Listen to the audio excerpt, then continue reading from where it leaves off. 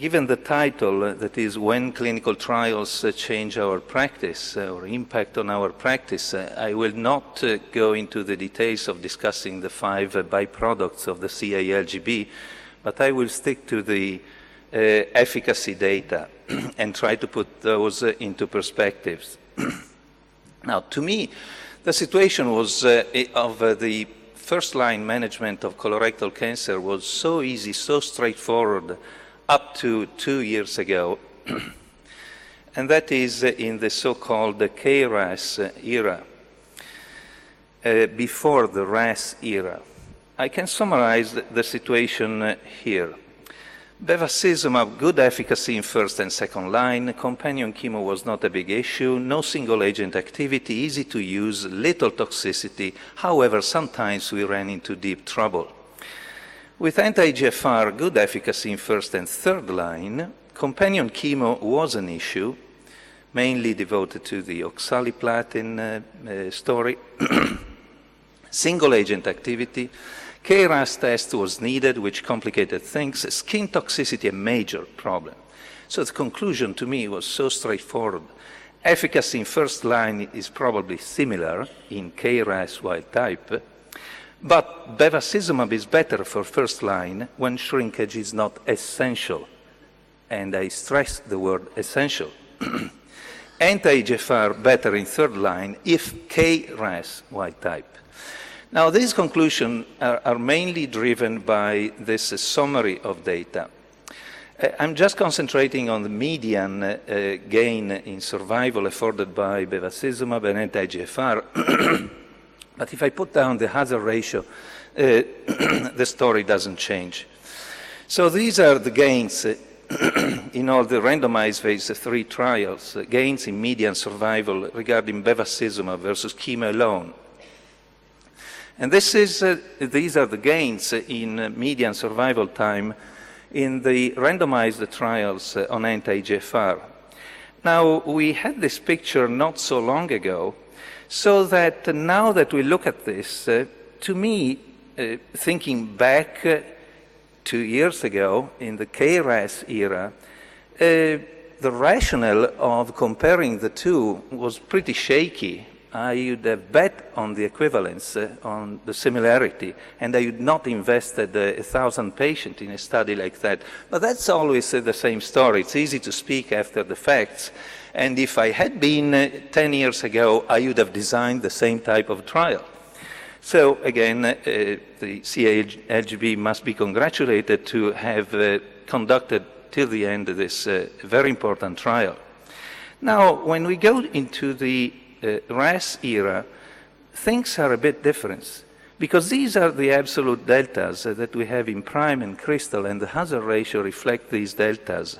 So to me, this constitutes a strong rationale for a head-to-head comparison that indeed has been pursued in 3 trials. The FIRE-3, using cetuximab, the PEAK that is in parentheses because it is a randomized phase 2, and I try to stay away from randomized phase 2. I'm just concentrating on overall results of phase 3 trial. But again, for the purpose of this talk, I'm including those. And again, here I have chosen the median values that pretty much reflect the hazard ratio as well. And now we are confronted with this, the CALGB, with a median delta of 0.8 months, meaning essentially similar results. Now, and we have to put this into perspective. If you like the curves, again, I'll pass them very quickly. This is the FIRE-3, and this is the PEAK curves. And again, the hazard ratio reflects pretty much the median. So the question remains. So when we have new data, we have to go through a 3-step process. First, are these data true, meaning that it is not a product of bias? If they are true, are they relevant? And if they are relevant, are they relevant enough to change our practice? Now, this process can be developed into quite a technical analysis that I'm going to go through. So I'm going to show the next slide that is a build-up slide 3 times. One is a sort of introduction The second will be the CALGB study. And the third will be the FIRE3. Are these data true? That means checking for internal validity, essentially methodology. So was a statistical design employed? Was a randomized trial? The endpoint was chosen appropriately?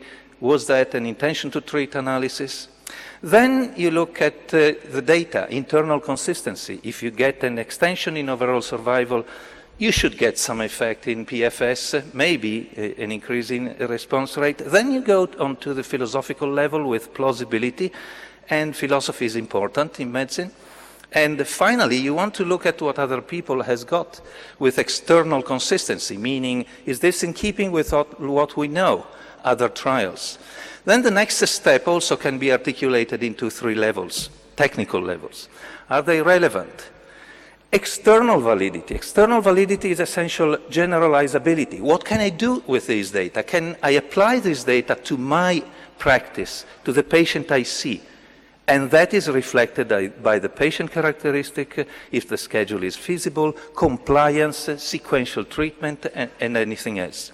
Then I look at the delta, clinical benefit, delta being a balance between efficacy, toxicity, and convenience.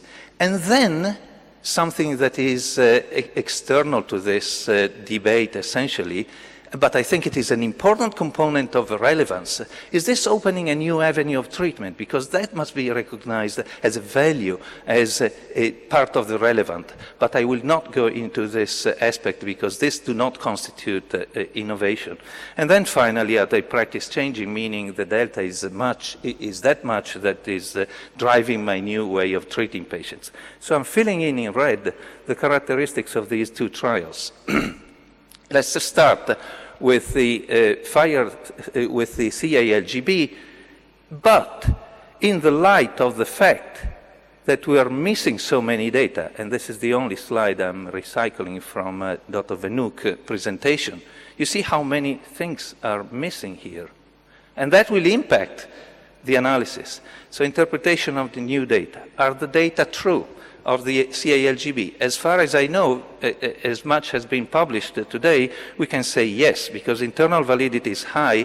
Internal consistency is there, no difference in survival, no difference in PFS. Fine, I'm happy with that. Plausibility, why not? I was a believer in the fact that doesn't make any issue, any difference to what you're starting with. External consistency, well, actually no. But who is the outlier? Is the CALGB or is the FIRE3? Well, the peak tend to have the balance going on for the anti-EGFR. The key issue with the CALGB is the relevance. Are these relevant? No. The data are too early. We cannot assess external validity. We do not have the entire picture of patient characteristics. We have no data on compliance, second line, sequential treatment. I'm sorry, it's too early.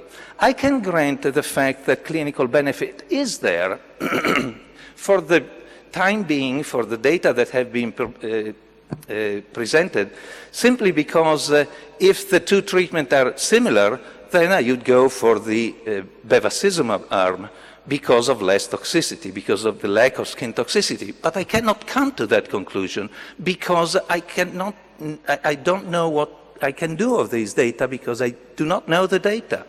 So are they practice changing? Too early. How about the FIRE3? Well, this is really is causing a grief to me because I have to contradict myself so many times. Are these data true? No. No, because they fail in a major point, that is the choice of the endpoint, and that is so important. How could that mistake have been done? I do not understand. So, And then internal consistency.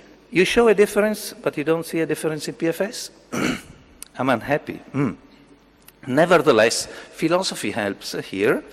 And above all, external consistency is so strong. And after all these are mental constructs. These are imaginated things. Whereas patients dying are blood and tears. There is in nature, exist.